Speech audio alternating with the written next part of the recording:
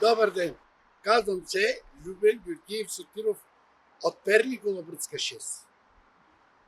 По принцип, този ковашки занаят е наследствен.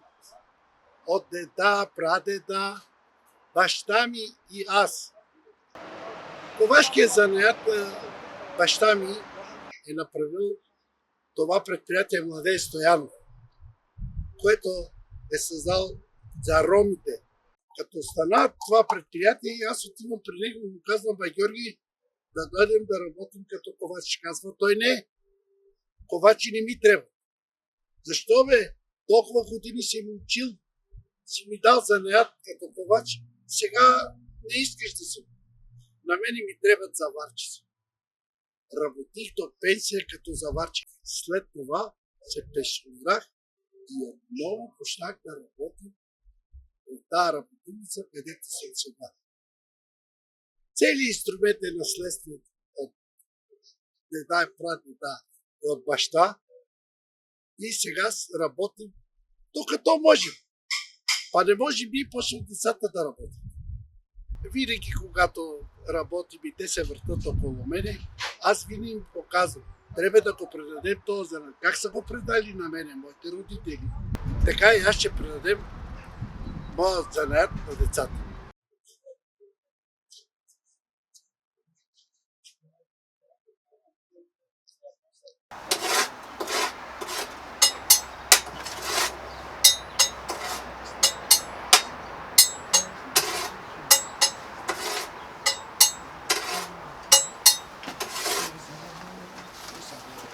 Значи, добър ден ви казвам. Аз съм от Перник и съм Любо на бай Георги син. На времето тая наковална е 150 годишна. Работил прадедо ми, дедо ми, баща ми, па сега съм аз. Този занаят е наследствен. Обаче стига да имаш желание да го употребяваш. Колкото и да те карат с насила, щом няма желание, не може да си майстор. Трябва да си желание да имаш. Значи да кажем как се кове, как се закалява.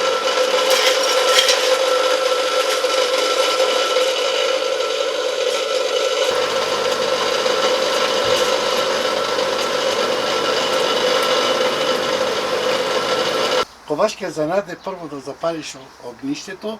Да. И тогава вече, като се разпали огнището, тура железото да се грее. Градусите, че ти кажа, но между 800 и 900.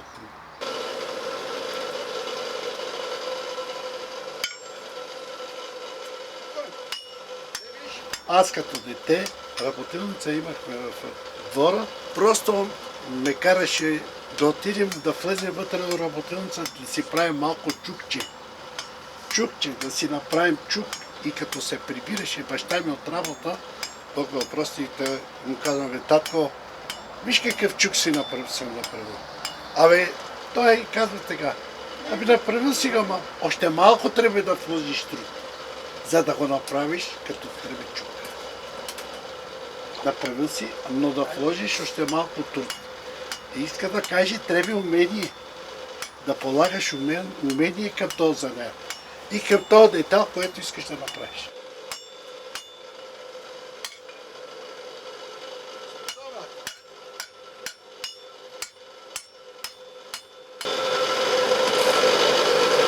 Сега да го закаля.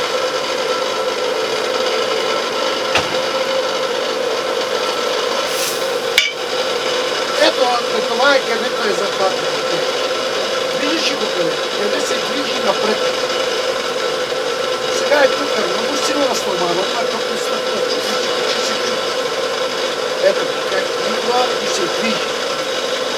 Син цвет, жълт, сламен от жълт цвет.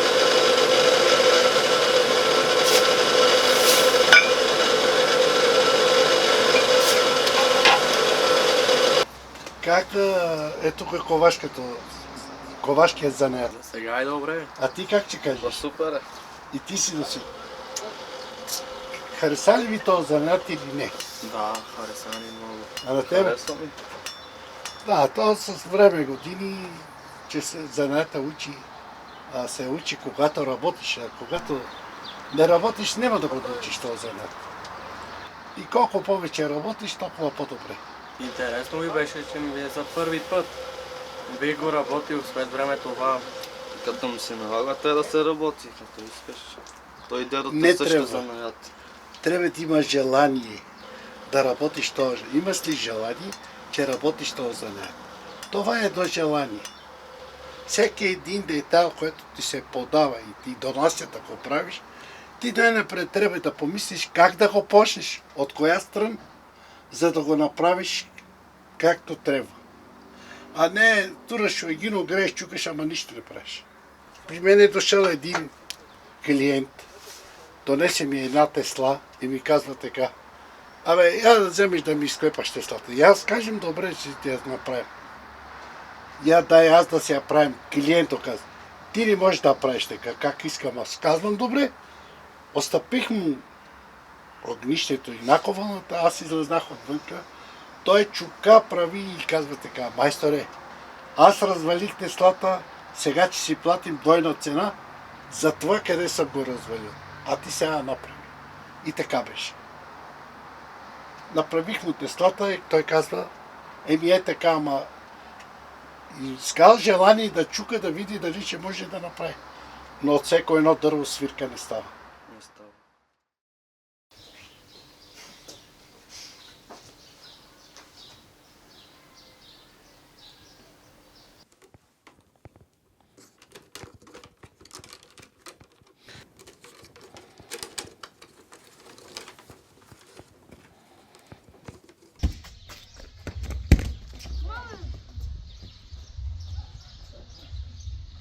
Добре дошли тук на гости при нас, в едно ромско семейство, да видите как живеят ромите, какво са почнали от начало, докъде са стигнали сега.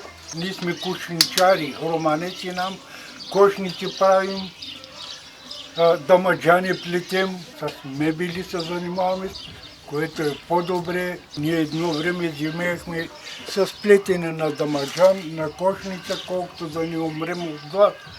От край време, както помня, при дядото, при бащата сядам, наблюдавам зорко как става. Аз непрекъснато си ходих на училище. През лятната ваканция аз с баща ми един сноп пръчки и тръгваме на печалба по селата. На центъра почваме да работим, където минават хора да навидат кошничарите, че под някой върба от край време, така се помня аз. Стигнах до тия години, като едновременно предаваме на по-младите. И някои от младите се отказаха, нещата, за нея няма да го работим.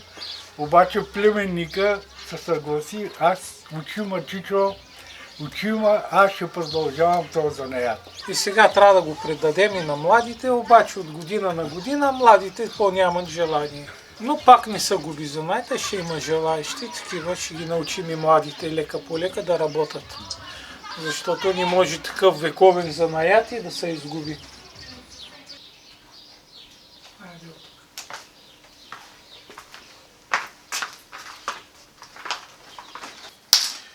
Сега ще ви науча как да нареждате отгоре табуретките. Взима се горе-долу центъра, ето и така, като се сложи самата пръчка, да не стане плетката на една страна, да си е центрирана.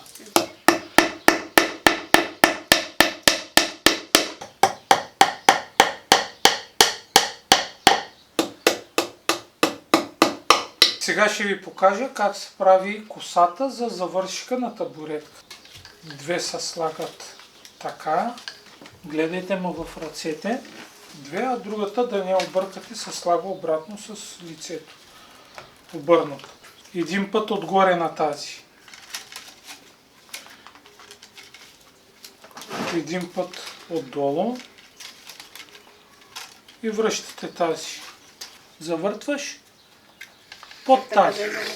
Е така, завърташ.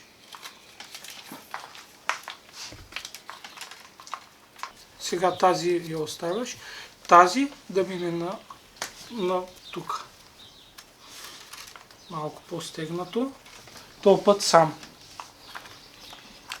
Давай. Тази. Забрави отдолу един път. Дигаш тази, прекарваш отдолу. Захваща се и се продължава. 6 отдолу, 6 отгоре. И се реже сега плътно. Ето е така.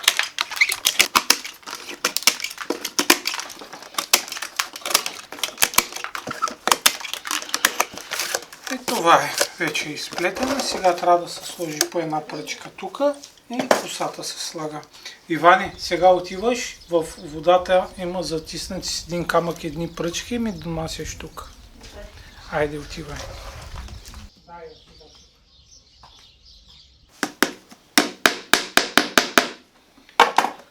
По същия начин се прави от този край. Режем ги така едновременно. Косата ще наковем тук и е готова. Дай удари пак. Така, дърпаме и режем.